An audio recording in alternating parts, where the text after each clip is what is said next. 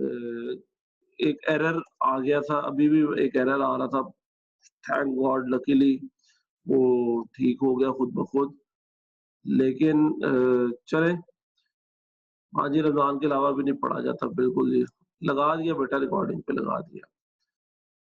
सो वो last class हमारी internet issues की वज़ह से नहीं हो पाई थी बेटा, और थैंकफुली मैं तो बड़ा परेशान हो गया था जब अभी भी नहीं कनेक्ट हो रहा था।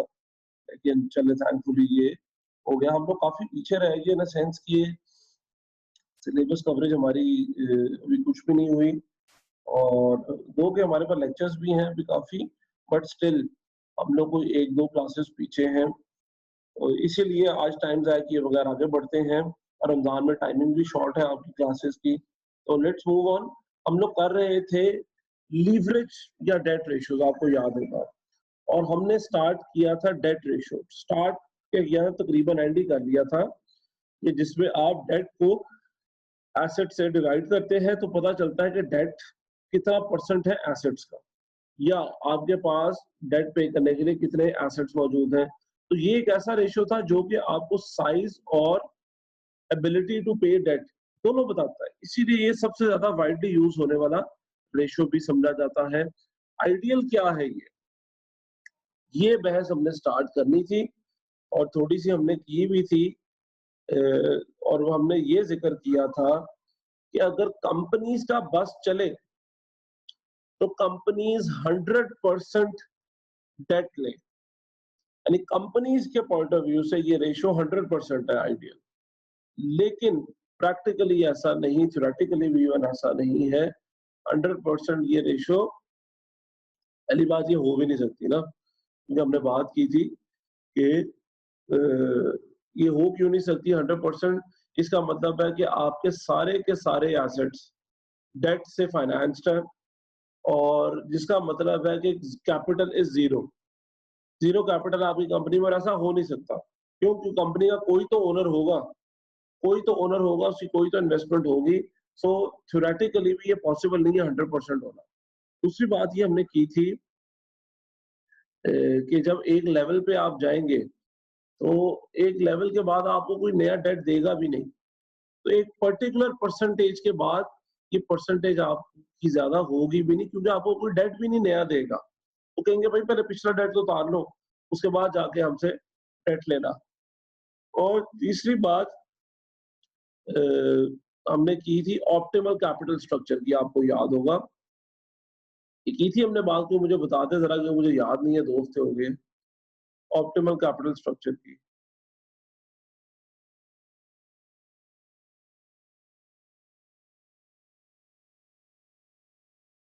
जी बेटा, हमने ऑप्टिमल कैपिटल स्ट्रक्चर नहीं की थी। चले ठीक है, अभी मैं उसकी तरफ बढ़ता हूँ। तो ये बात हुई कि debt is very favourable for the company. क्यों फेवरेबल है, हमने ये जिक्र जरूर किया था कि it is very cheap. Debt जो है वो इक्विटी के कंपैरेटिवली इंतहाई सस्ता सोर्स ऑफ कैपिटल है, इंतहाई चीप सोर्स ऑफ कैपिटल है। Why is it so? उसकी एक रीजन मैंने आपको बताई थी कि डेट वाले को या क्रेडिटर को आप इतनी एश्योरेंसेस दे रहे हैं, आप उसको नंबर वन रिटर्न लाजमी दे रहे हैं। अगर आप नहीं भी देंगे तो कोर्ट से वो ले सकता है। फिक्स रिटर्न दे रहे हैं। फिर इसके अलावा उसको लिक्विडेशन के टाइम पे सबसे पहले पैसे मिलते हैं क्रेडिटर को, यानी इक्विटी वाले से पहले पैसे मिलते हैं। और अक्सर औकात हम कोलेटरल भी साथ दे देते हैं टैक्स वगैरह को। यार आप जहां इतनी उनको फेवर्स दे रहे हो, अश्योरेंसेस दे रहे हो, तो उनका रिस्क कम कर दिया। क्रेडिटर का आपने रिस्क कम कर दिया, और अगर आपने रिस्क कम किया है तो आप उसको रिटर्न भी कम देंगे। तो सिंपल लॉजिक है, greater the risk greater the reward, lesser the risk lesser the reward. Whereas जो इक्विटी वाला है, उस इक्विटी वाले को आप बेचारे को लिक्विडेशन में भी सबसे एंड पे पैसे देते हो, इसके बाद कोलेटरल भी नहीं कोई रखवाते, फिर उसकी अमाउंट श्योर नहीं होती, उसको इवन ये भी श्योर नहीं होता कि उसको मिलेगा भी या नहीं मिलेगा।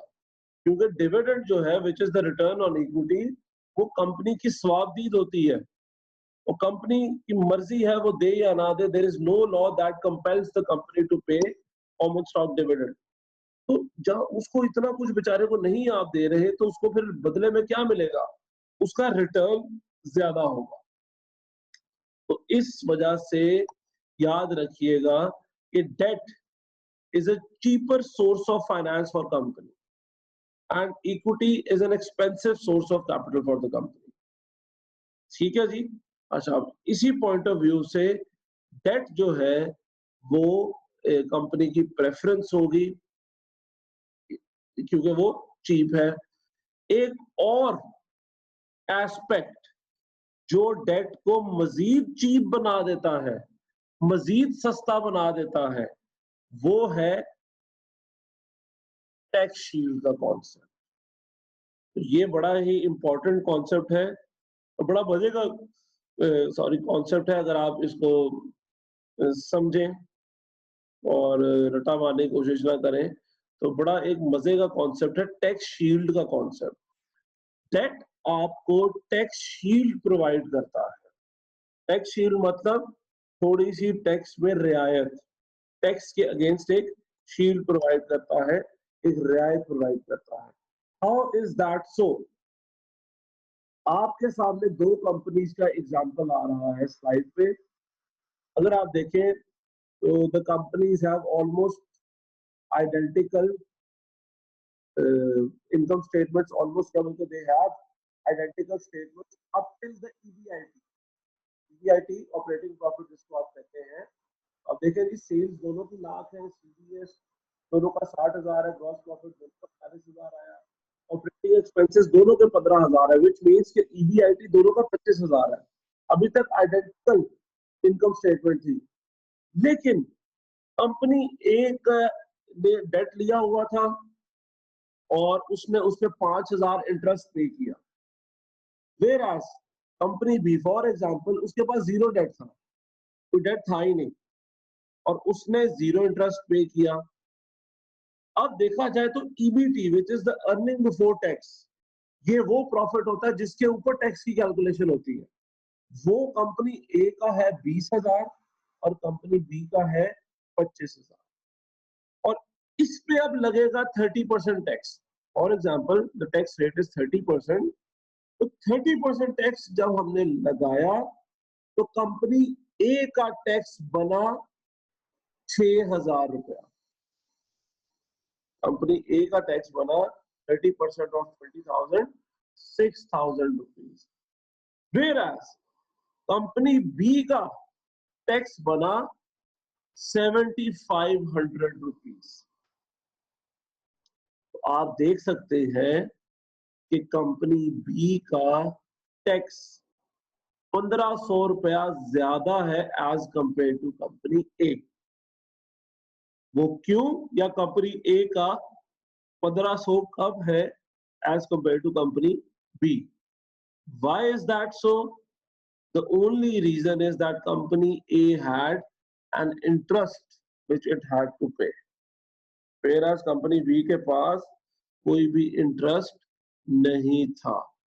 तो कंपनी ए को टैक्स बेनिफिट भी मिला। Why? क्योंकि interest is an admissible expense. Admissible expense समझते हैं?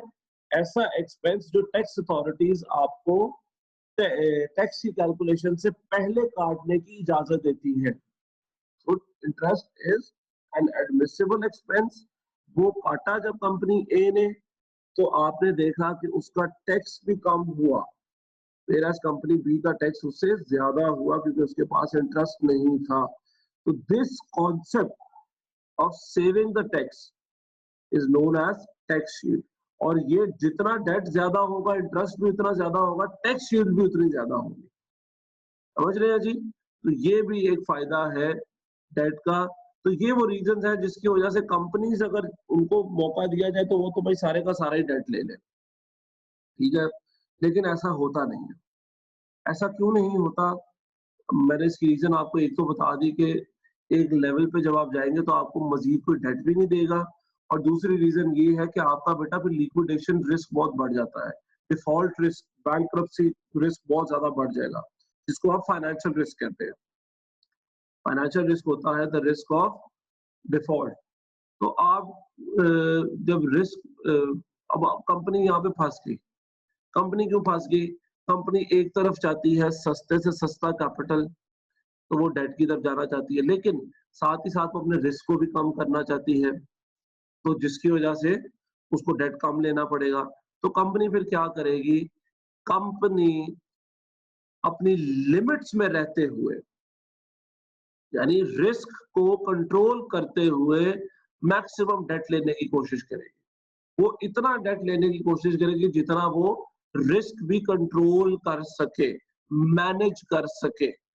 तो कंपनी थोड़ा सा डेट और थोड़ा सा इक्विटी भी अपने पास रखेगी, यानी डेट और इक्विटी का एक मिक्सचर बना के रखेगी अप टू एन एक्सटेंट फिर कंपनी का रिस्क और कंपनी का कॉस्ट ऑफ कैपिटल, ये दोनों एक इक्विलिब्रियम में आ जाए according to the company. Equilibrium का मतलब ये नहीं कि 50-50 हो जाए, ठीक है? यानी कंपनी के लिए मैनेजेबल हो जाए। कंपनी, दोबारा सुनिएगा, ये पॉइंट बहुत इंपॉर्टेंट है। तो कंपनी डेट और इक्विटी दोनों को बैलेंस आउट करेगी, दोनों को एक लेवल पे लेके आएगी और उस लेवल पे लेके आएगी जहां पे कॉस्ट ऑफ कैपिटल और रिस्क ऑफ डिफॉल्ट, ये दोनों कंपनी के लिए मैनेजेबल हो जाए। और ऐसे कैपिटल के मिक्सचर को, डेट और इक्विटी के मिक्सचर को हम कहते हैं ऑप्टिमल कैपिटल स्ट्रक्चर। तो ऑप्टिमल कैपिटल स्ट्रक्चर क्या है? A mixture of debt and equity in which the company can control the financial risk associated with the debt and can also enjoy the benefits of a cheaper finance. तो ऐसे capital structure को हम कहते हैं optimal capital structure. ये थोड़ा advance concept है क्योंकि ये साथ ही आ गया टॉपिक, तो मैंने यहीं पे पढ़ा दिया आपको। बाकी एक अलहदा से हम इंशाल्लाह मिड के बाद जैसे भी होंगे जी, मिड आपके मिड का जो फाइनल का सिलेबस है उसमें एक चैप्टर है पूरा लीवरेज का और ऑप्टिमल कैपिटल स्ट्रक्चर का, हम दोबारा इसको रिवाइज भी करेंगे इंशाल्लाह।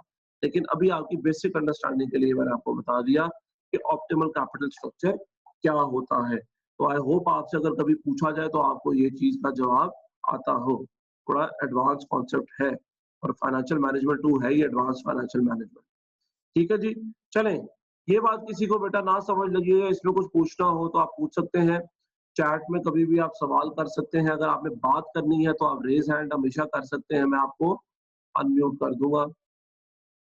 This was debt ratio. दूसरा लीवरेज रेशियो है डेट इक्विटी रेशियो। एक मिनट, एक सवाल आया, चलो रिपीट कर दें इसको। वेरी गुड जैनब, 1.5 घंटा लगा के बताया, रिपीट कर दें इसको। रिपीट मैं यूट्यूब पे भी ऐसे कर दूंगा, लेकिन चलो सुन लो अब आप। भाई कंपनी डेट जो है, सुने, डेट जो है वो कंपनी के लिए सस्ता है, ये तो समझ लगी आपको। टैक्स शील्ड है और रिटर्न कम देना पड़ता है, सस्ता है। लेकिन साथ ही साथ रिस्क भी देता है, फाइनेंशियल रिस्क, डिफॉल्ट हो जाने का रिस्क, क्योंकि जितना डेट ज्यादा होगा उतना रिस्क है कि कंपनी अपना डेट पे नहीं कर सकेगी और कंपनी डिफॉल्ट कर जाएगी। तो इस रिस्क को और इस चीप कैपिटल को बैलेंस आउट करना है कंपनी। तो कंपनी डेट भी अपने पास रखती है और इक्विटी भी रखती है, और इस लेवल तक रखती है कि कैपिटल चीप भी रहे और रिस्क भी मैनेजेबल रहे। तो उस कैपिटल मिक्सचर को, डेट और इक्विटी के मिक्सचर को जहां तक कंपनी कंट्रोल कर सके फाइनेंशियल रिस्क, हम कहते हैं optimal capital structure. Optimal means best suitable, best possible, best suitable को हम कहते हैं ऑप्टिमल। तो ऑप्टिमल कैपिटल स्ट्रक्चर ये होता है। चलिए जी, अगला रेशो है leverage ratio, sorry debt equity ratio. Debt equity ratio is the second debt ratio. अच्छा जी, जैनब का बड़ा अच्छा सवाल है। ये सवाल मैं हर बारी डिस्कस करता हूँ। अगर आप नहीं भी पूछते तो मैं डिस्कस करता हूँ, लेकिन ये मैंने इसके बाद डिस्कस करना था। तो मैं ये इसीलिए नहीं, ज़ैनुल आबिदीन का सॉरी सवाल है, तो मैं ये इसके बाद आपको बताऊँगा ये 2 रेशियोज़ के बाद, ठीक है? बल्कि मैंने उधर ही भी बताना था, लेकिन उधर तो किसी ने तब सवाल नहीं पूछा। क्लास में होते तो आप ज़रूर पूछते और ये हर बार ही पूछा जाता है। सवाल क्या है कि टैक्स शील्ड की वजह से नेट प्रॉफिट भी तो कम हो रहा है, ठीक है? चलें बता ही देता हूँ साथ, यहीं पे बता देता हूँ। नहीं, बता देता हूँ भाई। मैं साथ बताता हूँ, हर बार ही बताता हूँ। जब बच्चे सवाल पूछते हैं ज़रूर पूछते हैं। लेकिन ऑनलाइन क्लास की ये मसला है। चलें जी, तो ये बड़ा अच्छा सवाल है ज़ैनुल आबिदीन का कि आपके सामने जिस कंपनी ने इंटरेस्ट दिया, उसका नेट प्रॉफिट भी तो कम हो गया। तो बेटा, आपने एक डायलॉग सुना है मशहूर के पिक्चर अभी बाकी है। तो ये जो इनकम स्टेटमेंट है, ये तो नेट प्रॉफिट तक है। अभी पिक्चर बाकी है, यानी कॉम्प्रिहेंसिव इनकम तक आपने पहुँचना है। होगा क्या? इस नेट प्रॉफिट के बाद अभी डिविडेंड पेड माइनस होगा। तो डिविडेंड भी तो आप देते हो, किसको देते हो? शेयर होल्डर्स को देते हो। तो नेट प्रॉफिट तो वो प्रॉफिट होता है which is available for the share holders. तो ये वो प्रॉफिट है जो सारे का सारा शेयर होल्डर्स को आपने पे ऑफ करना है। कंपनी पॉइंट ऑफ व्यू से देखा जाए तो अभी वो डिविडेंड माइनस होना है इस नेट प्रॉफिट में से।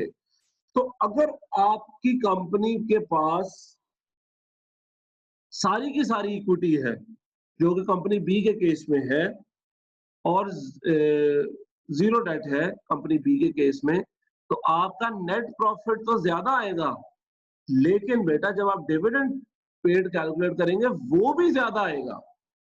क्योंकि हमने बात की है कि इक्विटी एक एक्सपेंसिव सोर्स ऑफ कैपिटल है। तो मैं ये शर्तिया बात कह सकता हूँ, या शर्तिया तो नहीं चले, एक लॉजिकल बात कह सकता हूँ कि नेट प्रॉफिट के बाद जो माइनस होगा डिविडेंड, वो 5,000 से कहीं ज्यादा माइनस होगा। और इसी तरह कंपनी ए में जब डिविडेंड पेड माइनस होगा 14,000 में से, तो वो कंपनी बी के डिविडेंड से काफी कम होगा। तो जब आप कॉम्प्रिहेंसिव इनकम देखेंगे तो वहां पे ये इफेक्ट बैलेंस आउट हो जाएगा, या हो सकता है कंपनी बी की कॉम्प्रिहेंसिव इनकम इससे भी कम हो।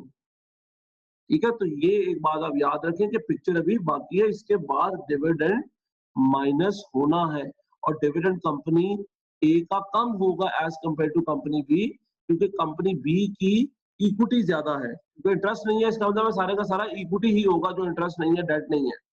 तो इसीलिए ये बात आपने समझनी है कि अभी इसके बाद इनकम स्टेटमेंट बाकी है। ये पॉइंट समझ लगा जी? चलें जी। तो दूसरा रेशो है हमारा डेट इक्विटी रेशो। ये भी बड़ा मशहूर रेशो है, डेट इक्विटी रेशो। इसके दो वेरिएंट्स हैं। एक वेरिएंट है कि डेट इक्विटी का कितना परसेंटेज है।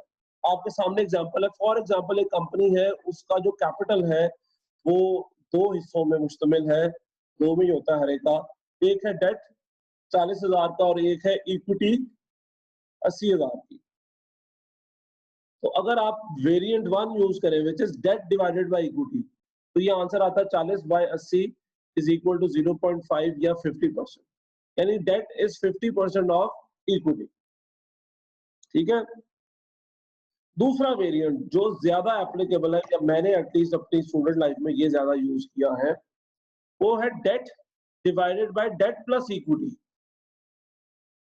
इसका मतलब क्या है? इसका मतलब है कि डेट टोटल कैपिटल में कितना परसेंटेज रखता है। तो टोटल कैपिटल इस कंपनी का है 1,20,000, 80 प्लस 40। इस 1,20,000 में से डेट है 40,000। तो जब आप 40,000 डिवाइडेड बाय 1,20,000 करते हैं, तो आपका डेट इक्विटी रेशो आता है 33.33%। 33.33%। तो ये दोनों वेरिएंट्स आप यूज कर सकते हैं। पेपर में भी कोई भी आप कर लें जी, कोई मसला नहीं। डेट इक्विटी रेशियो अगर आ जाता है पेपर में, तो ये याद रखिएगा कि ये बेसिकली डेट का साइज मेजर कर रहा है एज कंपेयर टू इक्विटी। ठीक है जी, तो ये रेशियो हमें सिर्फ और सिर्फ साइज ऑफ डेट बताएगा विद कंपैरिजन टू इक्विटी। इसके दोनों वेरिएंट्स आपके सामने हैं, आप इसमें से कोई भी यूज कर सकते हैं। ज्यादातर जो यूज होता है और जो बैंक्स वगैरह भी यूज करते हैं वो ये दूसरे वाला है, debt divided by total capital. ठीक है, तो अक्सर आपने अगर आप सुनेंगे भी कंपनी का 50% डेट है, या मैंने जो बात की थी जी 50, 60, 70% डेट है, तो इसका मतलब है कि डेट टोटल कैपिटल में से 50, 60 या 70% है। ठीक है, चले, what is a good debt equity ratio? Again the answer would be the same as for a debt ratio, कि कंपनीज की कोशिश होगी ज्यादा से ज्यादा करने की, लेकिन ऑप्टिमल कैपिटल स्ट्रक्चर हर कंपनी ने एक अपना बनाया होगा। किसी का 50% होगा, किसी का 60, कोई बहुत अच्छा मैनेज कर सकता है अगर रिस्क को, तो उसने 70 भी रखा हो सकता है। ठीक है, ये तो डिपेंड करता है कंपनी की मैनेजेबिलिटी ऑफ रिस्क के ऊपर। ठीक है जी, next, the final leverage ratio is interest coverage ratio. Interest coverage ratio is also known as times interest earned ratio, और इसका फॉर्मूला आपके सामने है EBIT divided by interest. EBIT divided by interest. ये इंटरेस्ट क्या है? ये इनकम स्टेटमेंट में वो एक्सपेंस है आपके इंटरेस्ट का जो आपने इस साल टोटल कैलकुलेट किया है। अच्छा, एक और बात आपको बता दूं जो पीछे सेमेस्टर्स में आपने पढ़ी होगी, कि इंटरेस्ट को हम फाइनेंस कॉस्ट भी कहते हैं। तो अगर आप कभी ये देख लें पेपर में भी, या वैसे भी जिंदगी में किसी इनकम स्टेटमेंट में देख लें या सुन लें किसी से कि फाइनेंस कॉस्ट क्या है, तो वहां पे बेटा सर पकड़ के ना बैठ जाना कि ये हमें कराया ही नहीं किसी ने। फाइनेंस कॉस्ट इंटरेस्ट एक्सपेंस का ही दूसरा नाम। ओके, अच्छा, तो इसका फॉर्मूला क्या है इंटरेस्ट कवरेज रेशियो का? EBIT, which is the profit before interest and tax divided by interest expense। Income statement आपके सामने है। ठीक है, इसमें देखें EBIT भी आपको नजर आ रहा है और इंटरेस्ट भी आपको नजर आ रहा है, और EBIT is just before interest, वो प्रॉफिट जो इंटरेस्ट माइनस करने से पहले कैलकुलेट किया जाता है। अब आपके सामने एक एग्जांपल है। फॉर एग्जांपल, अगर EBIT किसी कंपनी का 10,000 है और उसका इंटरेस्ट 2500 है, तो ये आंसर आता है 4/1। आंसर आता है,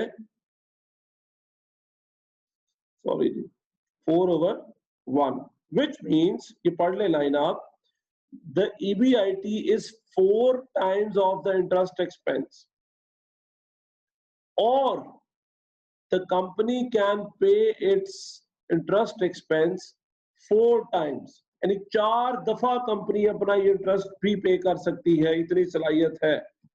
और to pay 1 rupee of interest, the company has 4 rupees of profit. To pay 1 rupee of interest, the company has 4 rupees of profit. तो ये बेसिकली बता क्या रहा है, ये सारा कुछ क्या बता रहा है आपको, अगर आप हर एंगल से इसको पढ़े, it is actually measuring the ability of the company to pay interest. तो कंपनी का इंटरेस्ट के पॉइंट ऑफ व्यू से क्या सिचुएशन है कंपनी की, कितनी काबिलियत है, क्योंकि इंटरेस्ट भी अगर आपने पे नहीं किया तो आप ऑब्वियसली डिफॉल्ट कर जाएंगे, क्योंकि इंटरेस्ट भी पे करना लाजमी है। यहाँ पे पता चलता है कि कंपनी की इंटरेस्ट पे करने की एबिलिटी क्या है। What is a good interest coverage ratio? Again this totally depends on your optimal capital structure। Her company अपना एक डेट बना के बैठी होती है, उसी के मुताबिक उसने ये सारे रेशियोज को मैनेज किया होता है, और कहा जाता है कि 4 times is a very good answer. Again depends on the business, business पे भी डिपेंड करता है। बैंक्स के लिए शायद ये रेशियो इतना थोड़ा कम भी हो तो चलेगा। कुछ बिजनेसेस के लिए जहां पे वो डेट रेज़ करना मुश्किल हो, उनके लिए ज़्यादा भी चल सकता है।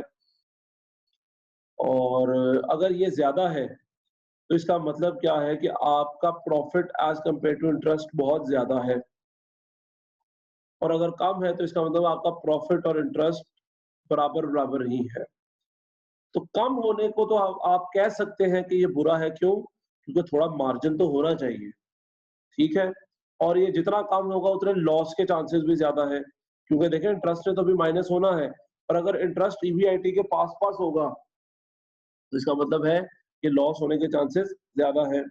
बट अगर इंटरेस्ट ज़्यादा होगा, तो ऑब्वियसली आपकी सलाहियत पे थोड़ा-सा शक होगा। प्रॉफिट इतना ज़्यादा नहीं जितना आप इंटरेस्ट पे कर रहे हैं as compare to the interest, profit इतना ज़्यादा नहीं है, तो ये खतरे की घंटी बज सकती है जी। बट बहुत ज़्यादा होना भी अच्छी बात नहीं है। अगर ये आंसर 10 होता, 10/1, इसका मतलब क्या है कि आपका प्रॉफिट बहुत ज़्यादा है as compare to your interest, which means कि आपके पास डेट बहुत कम है। आपका जो टोटल ऑपरेशंस है, उनका एक बहुत छोटा परसेंटेज जो है वो डेट से फाइनेंस आप कर रहे हैं।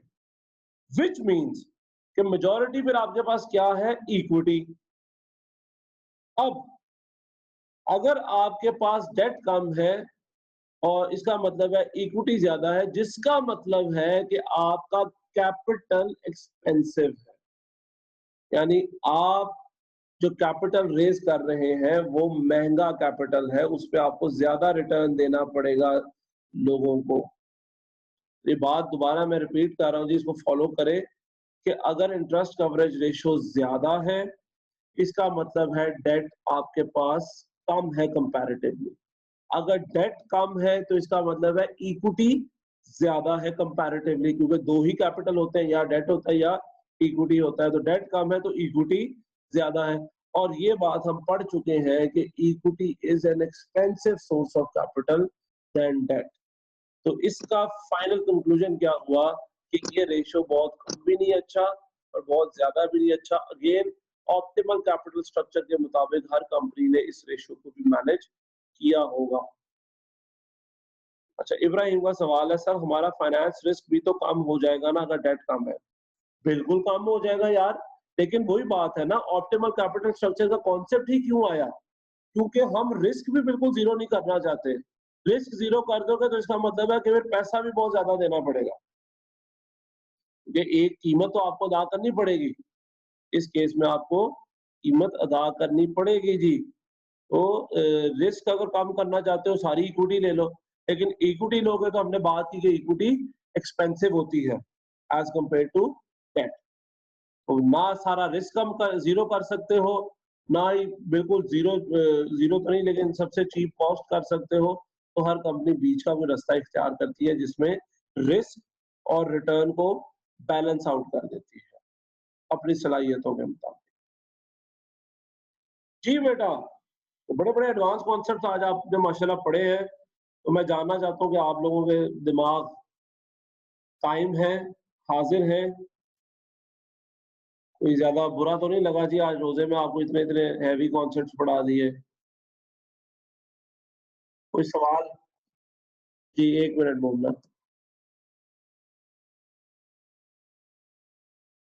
जी, मोमिना, 1 मिनट, 1 मिनट। सर वो जी, गलती से हो गया है, गलती शाबाश से है, हो तो गया ज़रा है। फ़ौरन नीचे कर लो। मोमिना में इंतज़ार किया है। अच्छा जी, कोई सवाल बेटा? या कोई और बात आप करना चाहते हो? कोई अपनी तरफ से कोई पार्टिसिपेशन करना चाहते हो? ये समझ लगे जी, बड़े एडवांस कॉन्सेप्ट हैं, तो इसीलिए मैं चाह रहा हूँ कि आप लोग 1-2 मिनट लेके इनको समझें और सवाल करें कोई। क्या मुझे बता दें कि समझ लग गई है ताकि मैं आगे बढ़ सकूँ?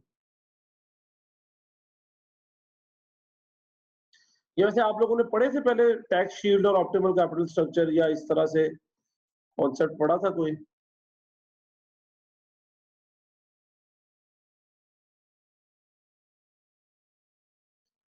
अच्छा। तो मैं जब भी कराता हूँ ना रेशियोज़ और लीवरेज रेशियोज़ कराता हूँ, तो मैं ये साथ ही बता देता हूँ। तो यहाँ पे बड़ा एक सुनहरी मौका होता है बच्चों को ये चीज़ समझाने का, लीवरेज रेशियोज़ के साथ ही। और आपको एक मैं मज़े की बात बताऊँ, ये जो टैक्स शील्ड का सवाल है ना, ये इंटरव्यूअर्स का एक बड़ा फ़ेवरेट सवाल है। मैंने अपनी ज़िंदगी में बेटा जितने भी इंटरव्यूज़ दिए हैं ना, जॉब से रिलेटेड ख़ास तौर पे, इवन ये मेरा पंजाब यूनिवर्सिटी का अपना जो इंटरव्यू था बोर्ड था लेक्चरशिप का, उसमें भी ये सवाल किया गया था। और 2-3 दफ़ा मैंने ये सवाल टैक्स शील्ड का या कैपिटल स्ट्रक्चर एक बड़ा फ़ेवरेट सब्जेक्ट है, जो इंटरव्यूअर्स होते हैं उनका, क्योंकि पहली बात ये बड़ा कॉन्सेप्चुअल है ये। तो आपको कॉन्सेप्ट अगर टेस्ट करने हो तो ये सवाल किए जाते हैं, टैक्स शील्ड की कॉन्सेप्ट की समझ इसको है या नहीं, या ऑप्टिमल कैपिटल स्ट्रक्चर की कौन समझ है या नहीं। और फिर यहाँ से पता चलता है कि बच्चे ने किस लेवल तक फाइनेंस पढ़ी है। सवाल है जवेरिया का। अच्छा, चलें जी। अच्छा, फिर मज़े की बात एक और बताऊँ बेटा आपको, कि टैक्स शील्ड सिर्फ़ आपको यहीं पे नहीं मिलता। मतलब टैक्स शील्ड एक ब्रॉड टर्म है, ये कहीं भी यूज़ की जा सकती है। कोई भी ऐसा मौका जहाँ पे आपको किसी एक पर्टिकुलर एक्शन की वजह से टैक्स में छूट मिलती हो, तो हम कहेंगे ये उस काम की वजह से एक टैक्स शील्ड मिल रही है। आगे आप डिविडेंड का चैप्टर इंशाल्लाह जब पढ़ेंगे, वहाँ पे भी एक जगह टैक्स शीट में आपको पढ़ाऊँगा कि वहाँ पे भी टैक्स शीट का कॉन्सेप्ट क्या है। एक जगह वहाँ पे भी हमें टैक्स से छूट छूट मिलती है डिविडेंड्स के चैप्टर के अंदर। तो ये एक कॉन्सेप्ट आपको समझ लगा, ये बार-बार जहाँ-जहाँ आएगा इंशाल्लाह ताला हम इसको पढ़ेंगे। तो ये थे बेटा लीवरेज रेशियोज़। अब अगले हमारे रेशियोज़ हैं profitability ratios. And these are also very important ratios. क्यों? क्योंकि ये बहुत बड़ी एक तादाद है लोगों की जो ये रेशियोज़ देखना चाहते हैं, और वो आपके प्रेज़ेंट एंड प्रोस्पेक्टिव, यानी प्रेज़ेंट भी और फ्यूचर में होने वाले शेयर होल्डर्स या इन्वेस्टर्स के लिए बहुत ज़्यादा ये रेशियोज़ मीनिंगफुल हैं।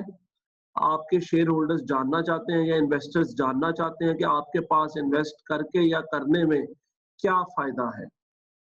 इसके अलावा ये ऐसे रेशियोज़ हैं जो कि क्रेडिटर्स भी देखना चाहते हैं, क्योंकि वो जानना चाहते हैं कि आपकी प्रॉफिटेबिलिटी क्या है, तो वो उस हिसाब से अपना इंटरेस्ट कवरेज देखना चाह रहे हैं कि हमारा इंटरेस्ट पे किया जाएगा या नहीं किया जाएगा। इवन क्रेडिटर्स भी ये रेशियोज़ देख के अक्सर लोन देते हैं, प्रॉफिटेबिलिटी रेशियोज़। फिर मैनेजमेंट ने तो ऑब्वियसली सारे रेशियोज़ ही देखने होते हैं। गवर्नमेंट आपकी बड़ी इंटरेस्टेड होती है इन रेशियोज़ में। उसने अपने टैक्स की प्रेडिक्शंस और कैलकुलेशंस और प्रोजेक्शंस करनी होती हैं आपके प्रॉफिटेबिलिटी को देखते। तो प्रॉफिटेबिलिटी एक ऐसा कंपनी का कैरेक्टरिस्टिक है, जो मेरा ख्याल है तकरीबन सारे ही स्टेक होल्डर्स देखना चाहते हैं। इंटरनल हो या एक्सटर्नल हो।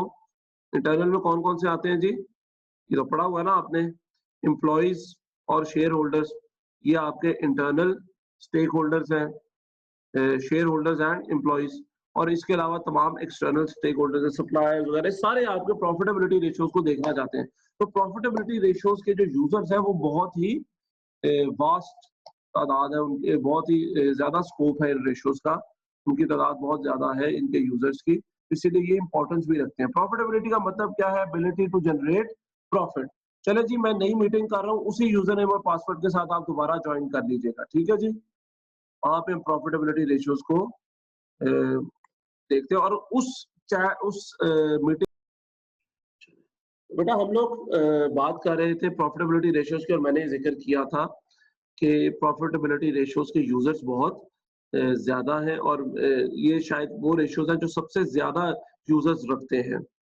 यानी वो लोग जो इस रेशियोज़ में इंटरेस्टेड हैं या इन रेशियोज़ को देखते हैं, समझते हैं, उनकी तादाद बाकी तमाम रेशियो से कंपैरेटिवली मैं समझता हूँ कि ज़्यादा है। इंटरनल भी, एक्सटर्नल भी, दोनों स्टेक होल्डर्स इनको देखते हैं। तो प्रॉफिटेबिलिटी का मतलब क्या आपके सामने लिखा है, और कुछ नाम से भी आपको आइडिया हो जाता है जी, कि the ability to generate profit, profitability, ठीक है? तो एक कंपनी कितनी प्रॉफिटेबल है, उसकी सलाहियत क्या है प्रॉफिट जनरेट करने की। तो मैंने आपसे जिक्र किया था कि प्रॉफिट, आपको याद होगा शुरू में पहले लेक्चर में जब मैंने आपको ये एग्जांपल दी थी कि सिंपल अमाउंट्स जो है वो इतनी मैटर नहीं करती, उसमें मैंने आपको प्रॉफिट की एग्जांपल दी थी। एक कंपनी का अगर प्रॉफिट है तो आप सिर्फ अमाउंट देख के नहीं बता सकते कि उस कंपनी की एबिलिटी भी है प्रॉफिट की या नहीं, या कितनी ज्यादा एबिलिटी है। आपको उस प्रॉफिट की अमाउंट को एक और अमाउंट के साथ कंपेयर करना है, और जिसमें मैंने आपको एग्जांपल दी थी सेल्स की। अगर आप सेल्स के साथ देखें वो प्रॉफिट कितना है तो आपको आइडिया होगा कंपनी कितना अपना प्रॉफिट रिटेन कर पा रही है, तो वो एग्जांपल आपको याद आती होगी। तो बेटा इसी तरह आपने करना है, सिर्फ प्रॉफिट की कोई वैल्यू नहीं है, आप उसको एक और अमाउंट के साथ जब तक कंपेयर ना करें। फिर से मिसाल दे देता हूँ, एक कंपनी का 1 अरब रुपए का प्रॉफिट है, एक कंपनी का 1 लाख रुपए का प्रॉफिट है। आप ये ना कहिएगा कि 1 अरब वाला जो प्रॉफिट है वो कंपनी ज्यादा प्रॉफिटेबल है। नो, उस 1 अरब का प्रॉफिट जो था कंपनी का, उसके लिए उसने सेल्स की थी 100 अरब की। इसका मतलब है 1% सिर्फ प्रॉफिट कमाया उसने। 100 की सेल्स की 1% बचा सकी। जिसका लाख रुपए का प्रॉफिट था उसने सेल्स की थी 2 लाख की। इसका मतलब है वो 50% अपने सेल्स का बचा गई वो कंपनी। तो प्रॉफिटेबल कौन सी है, एबिलिटी किसकी है ज्यादा? उस कंपनी की जिसने 1 लाख प्रॉफिट कमाया। ठीक है? तो इसीलिए प्रॉफिट को आपने और अमाउंट्स के साथ कंपेयर करना है, और पहली अमाउंट जिसके साथ कंपेयर करना है वो है सेल्स की। तो ये आपके सामने रेशो आ गया जिसको अभी हमने बातों-बातों में डिस्कस भी कर लिया कि नेट प्रॉफिट कि पहला प्रॉफिटेबिलिटी रेशो है नेट प्रॉफिट मार्जिन, और this is equal to net profit divided by sales into 100, तो परसेंटेज आ जाएगा। मिसाल के तौर पे 10,000 नेट प्रॉफिट है, 1 लाख की सेल्स है, तो अगर ये रेशो कैलकुलेट किया जाए द आंसर इज 10%। तो इसका मतलब है the company has a 10% profit margin, और the company retains 10% of total sales. ठीक है जी, तो ये दोनों इसकी इंटरप्रिटेशंस हैं। अब आप फिर सवाल आता है what is a good ratio. भाई आप ये अगेन डिपेंड करता है आपके, सबसे पहले ये डिपेंड करता है आपके टारगेट के ऊपर। हर कंपनी ने अपना एक टारगेट प्रॉफिट मार्जिन रखा होता है कि हम चाह रहे हैं कि हमारा प्रॉफिट मार्जिन इतना हो इस साल। तो सबसे पहले तो आप टारगेट के साथ कंपेयर करें। अगर ये टारगेट को अचीव कर रहा है तो अच्छा है, वरना अच्छा नहीं है। हो सकता है जिस तरह देखें ना, आजकल कोरोना की वजह से तमाम कंपनीज ने अपने प्रॉफिट्स को कम ही कंसिडर किया होगा या प्रेडिक्ट किया होगा। फॉर एग्जांपल किसी कंपनी ने 2% किया है, अब उसका 3% आ जाए, तो आपको बज़ाहिर तो 3% को इतना अच्छा ना लगे, लेकिन भाई उस कंपनी ने किया ही 2% प्रेडिक्ट था, उसका 3 आ गया तो ये तो बहुत ही अच्छा है। आप लोग जब पेपर दे के आते हैं, आप प्रेडिक्ट करते हैं यार मेरे 60 नंबर आएँगे, तो आपके बेटा अगर 62 भी आ जाए तो आपके लिए तो गनीमत है, अच्छी बात है। तो सबसे पहले आपने देखना है कि टारगेट क्या था उस कंपनी का। फिर दूसरी बात, रूल ऑफ द थंब ये है, लॉजिक भी ये कहती है कि बेटा ये जितना ज्यादा होगा उतना अच्छा है। भाई आप अगर अपने सेल्स का 100% बचा लेते हो, 100 का 100% बचा लेते हो, तो इसका मतलब है कि आप बहुत ज्यादा प्रॉफिटेबल हो, कि आप सारे की सारी सेल्स को प्रॉफिट के तौर पे बचा लेते हो। तो जितना ज्यादा हो ये आंसर उतना अच्छा है। अच्छा, अगर आपका आंसर मुझे जी, अब आपने ना अगेन रोजे में थोड़ा मुश्किल होता है दिमाग को जरा जगाना। आप लोग अपने दिमाग को जगा के बताएं, अगर ये आंसर 120% हो तो ये अच्छा है या बुरा है? कोई हाथ खड़ा करके बोलना चाहे जी, बोल भी लें, कोई बात नहीं।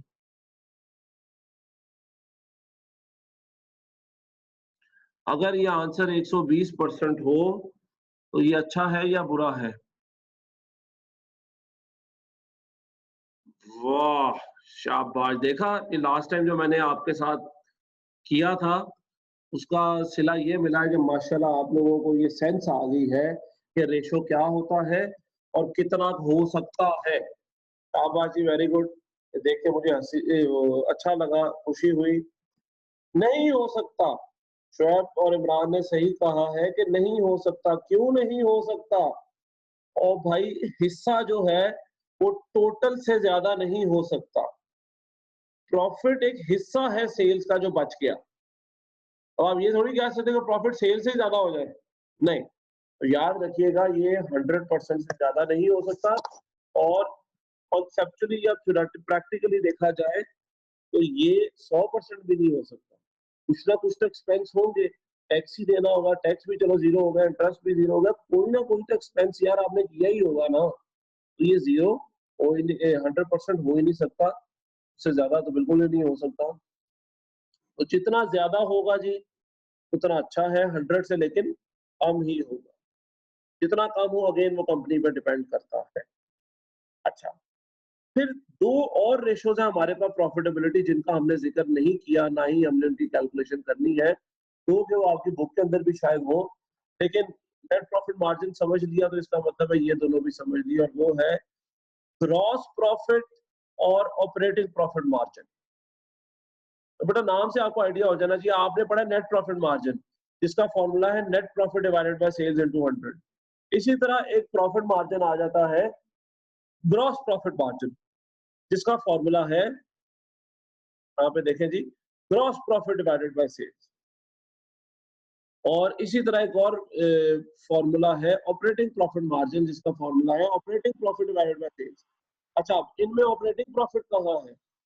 बेटा ईबीआईटी को हम ऑपरेटिंग प्रॉफिट कहते हैं। ये बात भी आज आप ज़हन में क्लियर कर लें कि ईबीआईटी क्या है, बेसिकली ऑपरेटिंग प्रॉफिट का ही दूसरा नाम। ओके, सो ये दोनों रेशियोज भी यूज किए जाते हैं। इनमें 100 लॉजिक्स हैं। ग्रॉस प्रॉफिट बेसिकली आपको आपकी प्रोडक्शन की कैपेबिलिटी बता देता है। ऑपरेटिंग प्रॉफिट मार्जिन आपको अपने ऑपरेटिंग एक्सपेंसेस की कंट्रोलेबिलिटी बता देता है। तो खैर हमें ये डिटेल में नहीं जाना, इतना इंपॉर्टेंट नहीं है ये, आपने शायद ये पहले पढ़े भी हो, नहीं भी पढ़े तो net profit margin is more important. तो हम टाइम जाया किए बगैर आगे बढ़ते हैं जी। ये तो था, sorry, net profit margin, first profitability ratio. दूसरा अर्निंग पर शेयर। यार ये बड़ा ही इंपॉर्टेंट रेशियो है। इसके अंदर ना दो तीन बड़े मजे के कॉन्सेप्ट्स निकलते हैं जो आपने कभी पहले सुने नहीं होंगे। तो इसीलिए काम करें, अगर नींद आ रही है ना तो जल्दी से मुंह पे थोड़े से छींटे मारें या ऐसे ऐसे अपने आप को करके जगाएं जी, आंखें मले थोड़ी सी, क्योंकि ये सुनना बड़ा इंपॉर्टेंट है। अर्निंग पर शेयर, ये आपने नाम भी बार बार सुना होगा, ये बड़ा इंपॉर्टेंट रेशियो है। शायद अगर मैं कहूँ कि सबसे ज्यादा यूज होने वाला रेशियो है तो ये बड़ा ही आर्गुमेंट कमेंट होगा मेरा। ठीक है जी, तो इसीलिए अगर आप सो रहे हैं तो जाग जाएं।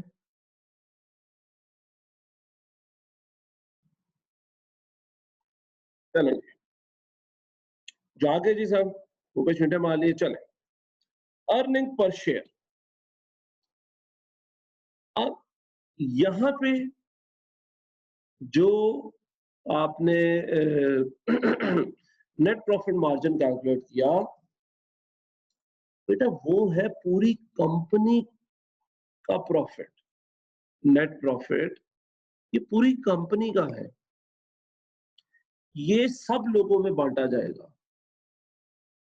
और ये जितना बांटा गया ठीक है, जितना नहीं बांटा गया उतना कंपनी अपने पास रख लेगी, जिसको आप रिटेन्ड अर्निंग कहते हैं, याद है आपने पढ़ा ही होगा। तो इसी प्रॉफिट में से जो आप डिस्ट्रीब्यूट कर देते हैं वो डिविडेंड है, जो आप अपने पास रख लेते हैं वो रिटेन्ड अर्निंग है। अब ये जो प्रॉफिट है ये पूरी कंपनी का है। तो आप अगर एक कंपनी 20%, 30% प्रॉफिट कमा रही है या 10,000, 20,000, 30,000 प्रॉफिट कमा रही है, बेटा आपको खुश होने की जरूरत नहीं है। क्यों? क्योंकि ये सारे का सारा आपका नहीं है।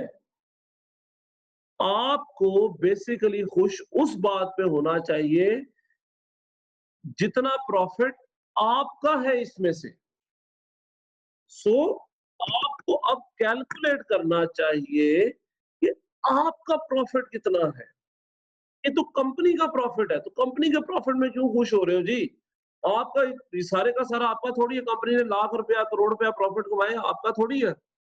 आपका इसमें से जो हिस्सा है आपको वो कैलकुलेट करना चाहिए और उसके ऊपर डिसीजन लेना चाहिए या प्रॉफिटेबिलिटी को देखना चाहिए।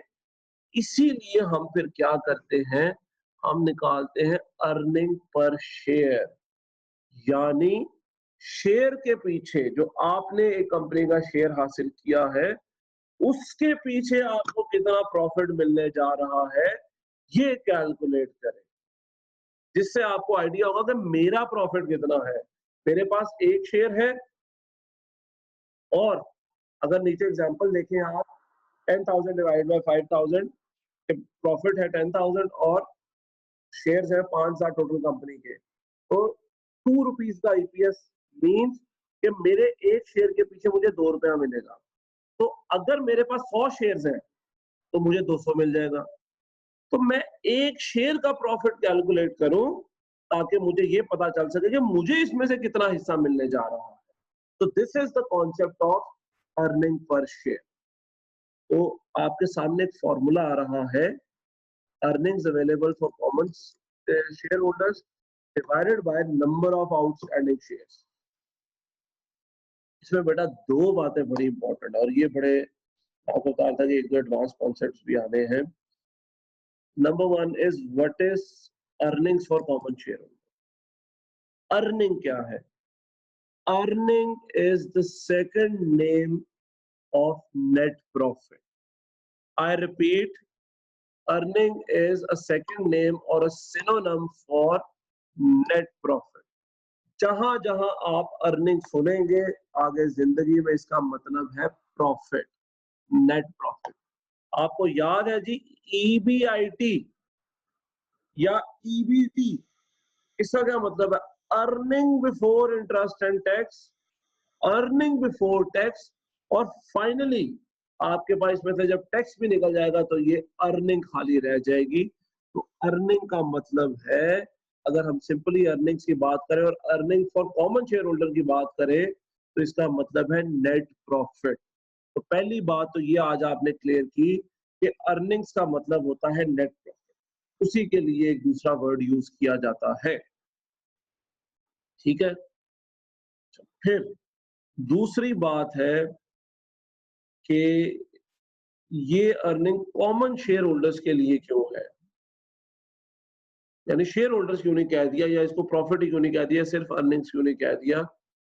तो बेटा कॉमन शेयर होल्डर्स का नाम इसीलिए यूज किया गया है ताकि इसमें से प्रेफरेंस शेयर होल्डर्स निकाल दें। अब प्रेफरेंस शेयर होल्डर का एक पूरा कॉन्सेप्ट इंशाल्लाह ताला हम प्रेफर्ड डिविडेंड का भी कॉस्ट ऑफ कैपिटल में पढ़ेंगे, मिड के बाद का चैप्टर है एक।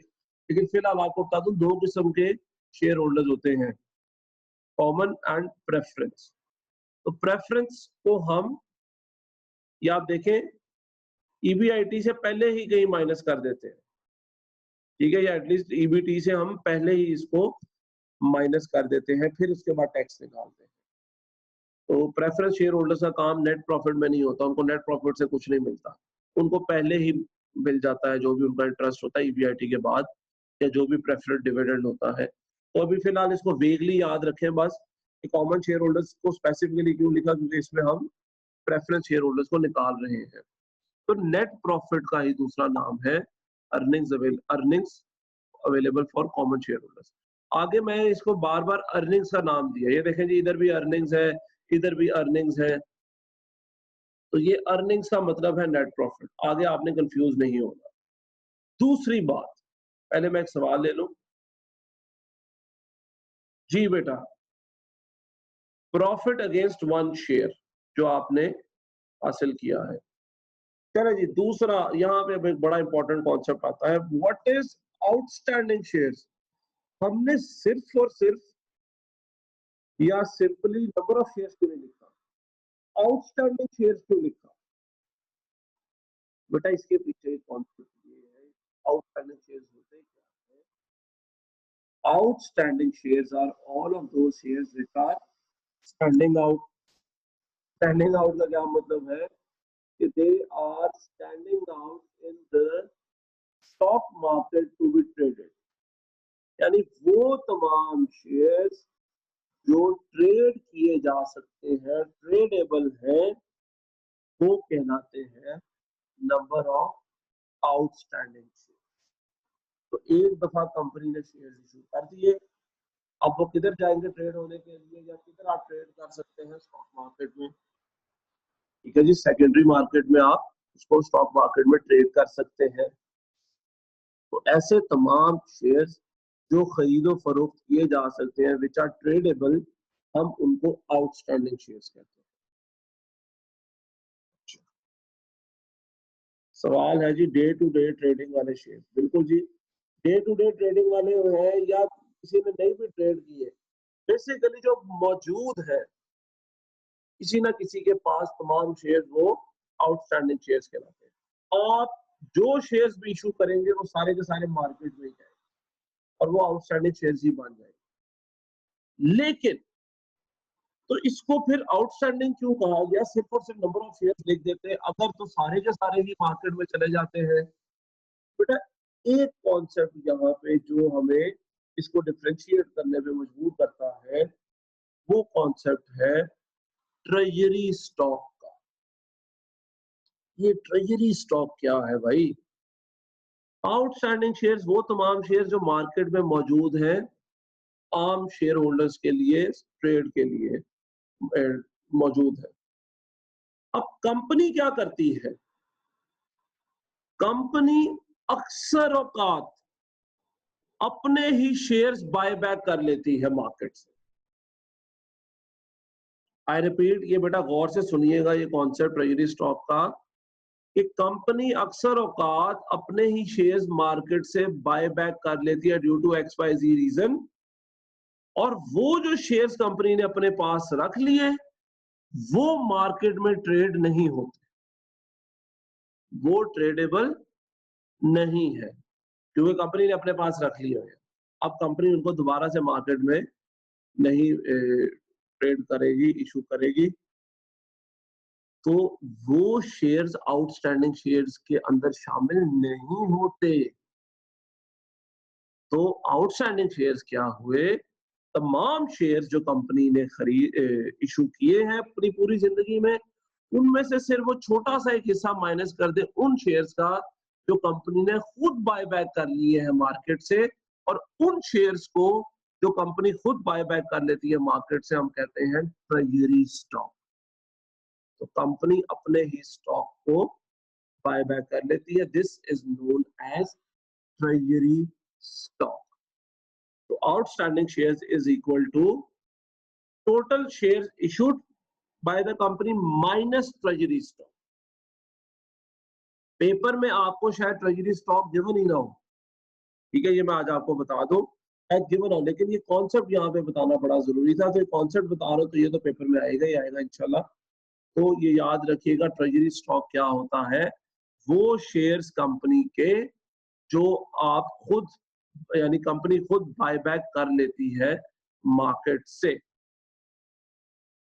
अब एक और सवाल पैदा होता है, उससे पहले तो हो चुका उसको देखते हैं जी। हाँ जी, company buy back its own shares, बिल्कुल।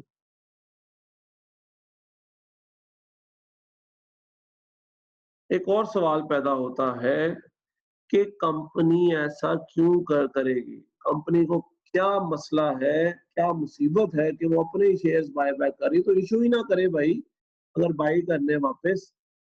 तो इसके पीछे बहुत सी रीजंस हैं, उनमें से 2-3 मैं आपको आपके साथ डिस्कस कर लेता हूं।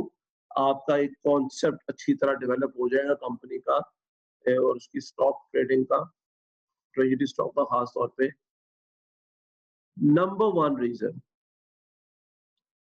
कंपनी को अगर ये लगे कि मेरा शेयर अंडर प्राइस्ड है मार्केट में, मेरा शेयर स्टॉक मार्केट में अंडर वैल्यूड है, अंडर प्राइस्ड है, तो कंपनी ट्रेजरी स्टॉक खरीद लेती है।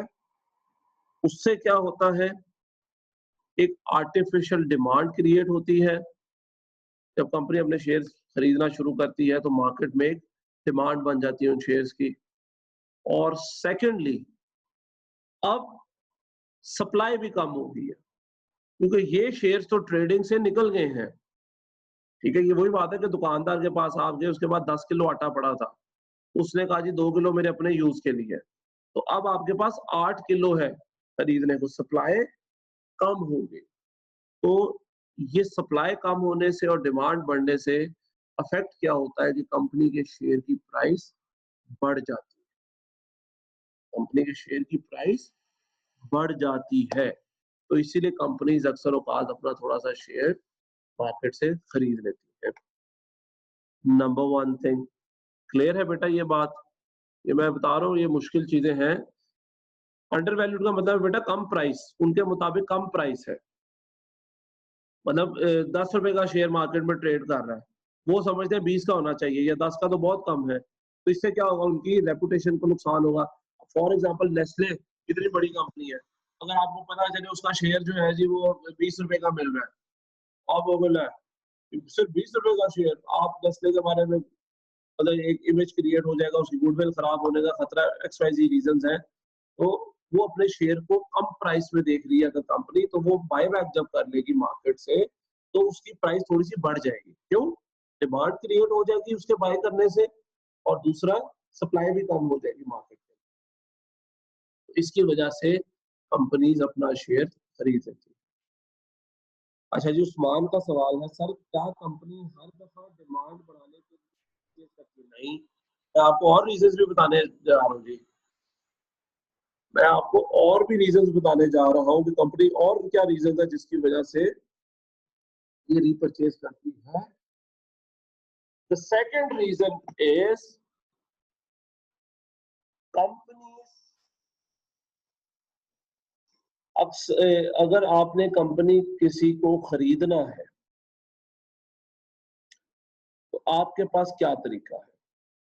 Simply go to the stock market and start buying the shares of the company. And once you buy 51% of the shares, आप उस company के मालिक बन गए। ठीक है, ये बात तो आप सबको पता थी, किसी कंपनी का मालिक बनना है तो आप उसके 51% शेयर्स खरीद। अब बेटा अगर ये बात है तो ये तो बड़ी आसान बात है। आसान बात मतलब कि फिर तो बड़ी कंपनीज तमाम छोटी कंपनीज को खरीद लें, इवन बड़ी कंपनीज को खरीद लें। फॉर एग्जाम्पल पेप्सी कोक, आजकल शेयर्स वैसे ही इतने ज्यादा गिरे हुए हैं, या माइक्रोसॉफ्ट, फेसबुक, ये जो राइवल्स हैं बड़े बड़े, ये तो एक दूसरे को खरीद ले भाई, फिर कंपटीशन ही खत्म। खरीद ले पेप्सी, कोक को खरीद ले, कोक पेप्सी को खरीद ले, कंपटीशन खत्म। तो इतना आसान तो नहीं है। तो आसान क्यों नहीं है? क्योंकि हर कंपनी ने अपने आप को टेक ओवर से बचाने के लिए कुछ ना कुछ डिफेंस भी रखा होता है। और ये आगे इंशाल्लाह मिड के बाद एक और चैप्टर है मर्जर्स एंड एक्विजिशंस का, उसमें हमने ये पॉइंट डिटेल में पढ़ना था, लेकिन चले यहाँ पे ये ट्रेजरी कॉन्सेप्ट का आ गया।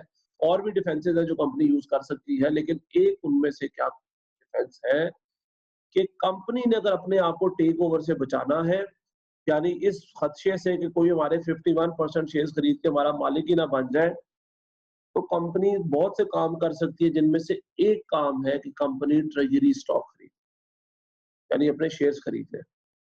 वो कैसे बचाएगा जी आपको टेक ओवर से? देखिए, अगर किसी ने आपका ओनर बनना है तो उसको 51% शेयर्स चाहिए, और कितने में से 51% चाहिए? 100 में से, 100 में से 51%। लेकिन अगर आप फॉर एग्जाम्पल 25% शेयर्स अपने खरीद लेते हैं, अपने आप 25% शेयर्स खरीद लेते हैं, अब मार्केट में कितने परसेंटेज शेयर्स हैं जी ट्रेड के लिए 75%, क्योंकि 25% तो आपके पास है, आप तो नहीं बेच रहे, आप तो उसको बेच ही नहीं सकते। तो मार्केट में कितना परसेंटेज है ट्रेड के लिए? 75%। अब अगर किसी ने आपका ओनर बनना है तो उसको अभी भी 51% शेयर ही खरीदने हैं, उसको अभी भी 51% शेयर ही खरीदने हैं, लेकिन अब कितने में से खरीदने हैं? 75 में से।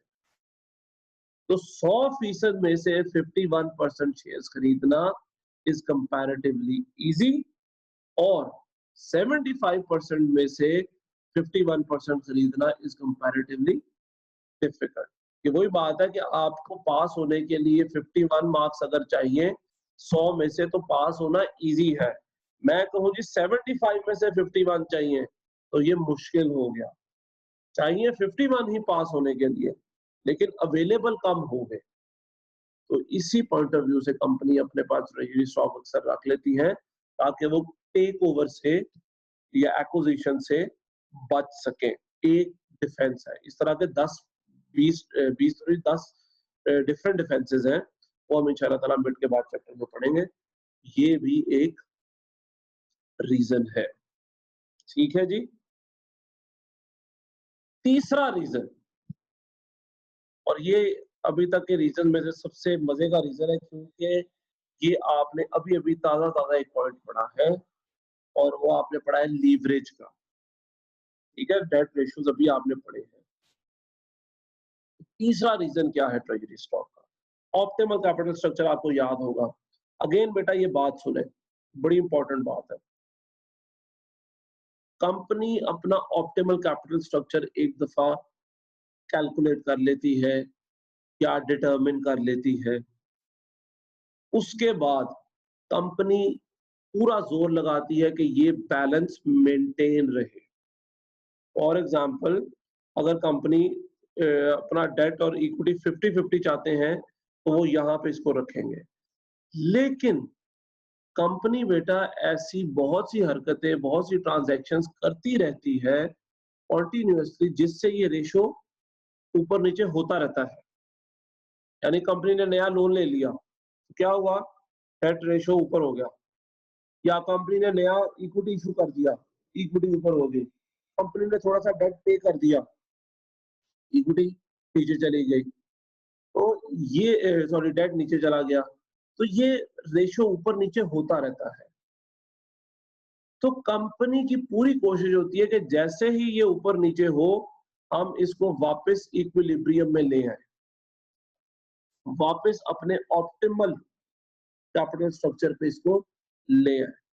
तो कंपनी उसके लिए भी डिफरेंट हरबे आजमाती है, जो कि हम लीवरेज के चैप्टर में इंशाल्लाह पढ़ेंगे दोबारा। लेकिन फिलहाल आपको बता दूं कि उनमें से एक हरबा है ट्रेजरी स्टॉक।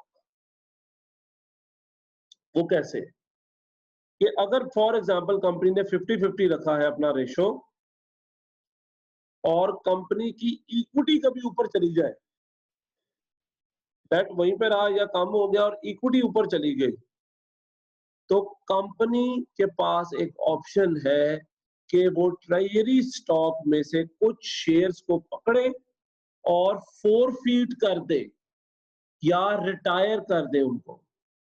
उन शेयर्स को रिटायर करके कंपनी ने क्या किया? अपनी इक्विटी को जो ऊपर चली गई थी, कम कर दिया, और ये कैपिटल स्ट्रक्चर वापस आ गया ऑप्टिमल लेवल। तो अपनी इक्विटी को कम करने के लिए कंपनी अक्सर ट्रेजरी स्टॉक में से कुछ शेयर्स निकाल के उनको रिटायर कर देती है, खत्म कर देती है। तो ये एक रीजन है ट्रेजरी स्टॉक की। तो 3 रीजन आपने देख ली। ट्रेजरी स्टॉक का आज से पहले आपने नाम ही सुना होगा शायद आपने, लेकिन ये मुझे आपसे गिला है ना, आप लोगों से ये गिला कि बेटा आप 8वें सेमेस्टर में आ गए हो। ट्रेजरी स्टॉक आपने बहुत दफा सुना होगा, लेकिन आपने कभी पूछा ही नहीं कि होता क्या है। ठीक है, कभी या पूछ लिया तो उसको ज़हन में नहीं रखा कि लिखने के लिए। तो इसीलिए बेटा ये बात ना जरा खुदा के लिए अपने आप को थोड़ा बेहतर बनाए, इस सेंस में कि जरा दिमाग को अपने हाजिर और नाजिर रखा करें। ठीक है, अच्छा जी, सवाल एक दो मैं ले लेता हूँ। अब्दुल्ला का सवाल है, अगर ये खतरा हो कि कंपैटिटर्स ना परचेज कर लें तो भी रीपरचेज कर लेते हैं। बिल्कुल शाबाश, यही बात मैंने कर दी, शाबाश, वेरी गुड। क्या आपको बात पता थी? Very good. अच्छा, रेहान ने कहा है जी सर ऑप्टिमल कैपिटल स्ट्रक्चर को हम वर्किंग कैपिटल भी कह सकते हैं? नहीं, तो भाई वर्किंग कैपिटल और चीज़ है, ये भी इंशाल्लाह ताला हमने पढ़ना है, ये शायद मेरे से पहले ही पढ़ लें। ये भी एक चैप्टर हमने वर्किंग कैपिटल मैनेजमेंट का पढ़ना है। तो अभी तक हमने कितने चैप्टर पढ़ने हैं? सारे मैं कही जा रहा हूँ पढ़ने हैं, लेकिन वो वाक़ई में हमने पढ़ने हैं। एक तो हमने डिविडेंड का चैप्टर पढ़ना है फौरी तौर पे, फिर हमने लीवरेज का चैप्टर पढ़ना है, मर्जर एक्विजिशन का, कॉस्ट ऑफ कैपिटल का और वर्किंग कैपिटल का। ये हमने चैप्टर्स पढ़ने हैं इंशाल्लाह ताला ज़रूर। तो इसीलिए मैं चाह रहा हूँ कि रेशियोज़ को आज ही खत्म करके नेक्स्ट क्लास से हम दूसरा चैप्टर स्टार्ट करें। अच्छा अच्छा एक और सवाल था, सॉरी। नहीं, ठीक है जी। तो ये भाई टीचर से पूछा करो यार, क्यों आप लोग चुप करके बैठे रहते हो? इतनी दफ़ा आपने सुना होगा, जिस भी टीचर से सुना होगा उससे पूछ भी लेते। तो इसीलिए जी हाँ बेटा, ये लेक्चर मैं ज़रूर दूँगा इंशाल्लाह ताला यूट्यूब पे, मैं सारे लेक्चर्स देता हूँ। ये भी इंशाल्लाह ताला ज़रूर दूँगा। Then what is a good ratio? भाई जितना ज़्यादा उतना अच्छा। कोई कबाहत नहीं है, जितना ज़्यादा प्रॉफिटेबल आप हैं उतना अच्छा है। तो 100 कर लें, 200 कर लें, जितना भी कर सकते हैं ये आप इसको कर लें। ये इसके ऊपर कोई ऊँच या नीच की कैद नहीं है। ठीक है जी? Next, the next profitability ratio is return on equity. इसको आरओई भी कहा जाता है।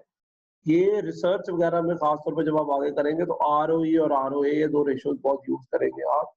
बड़े एडवांस लेवल के रेशियोज़ हैं। तो आरओई रिटर्न ऑन इक्विटी,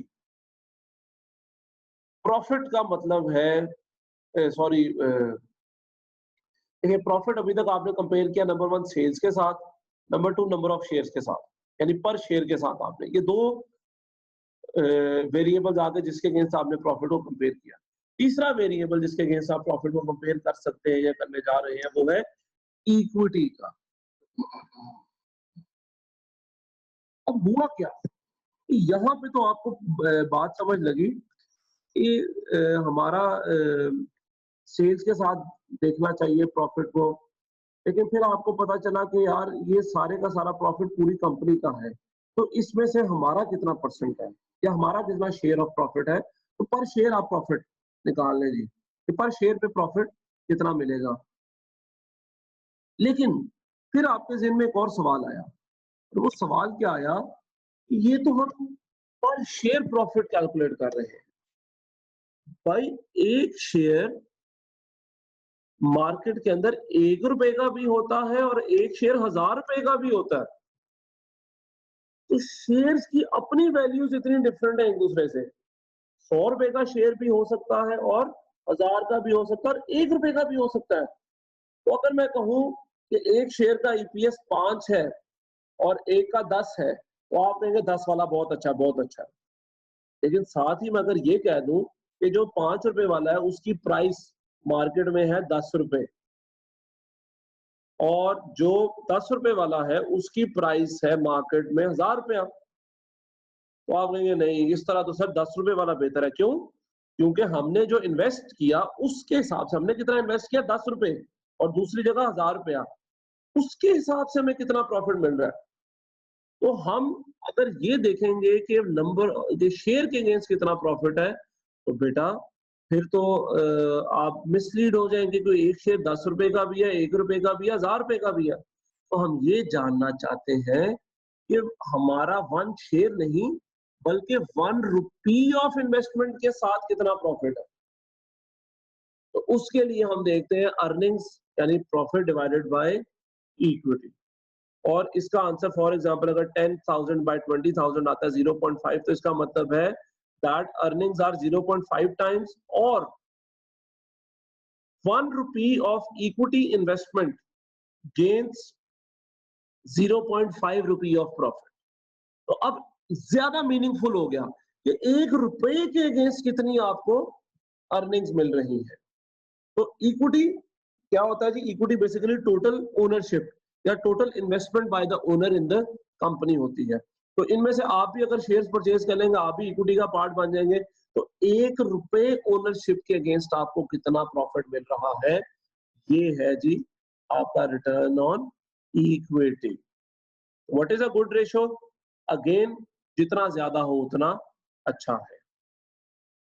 आखिरी बात बेटा जल्दी से सुन ले, 1 मिनट रह गया, मीटिंग कभी भी खत्म हो सकती है, तब फिर अल्लाह हाफिज मेरी तरफ से। आखिरी रेशियो है रिटर्न ऑन एसेट्स। तो आपके सामने फॉर्मूला है earnings divided by total assets.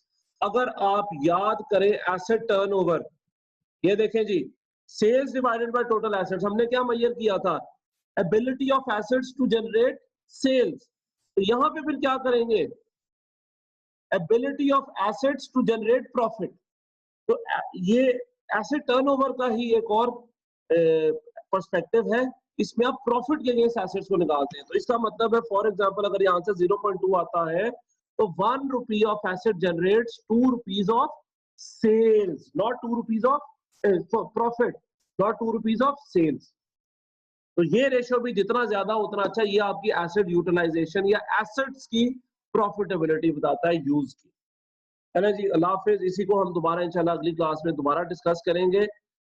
थोड़ा सा रिवाइज जब मैं कराऊंगा तो इस लेक्चर को आप यूट्यूब पे देख लीजिएगा। तब तक अल्लाह हाफिज।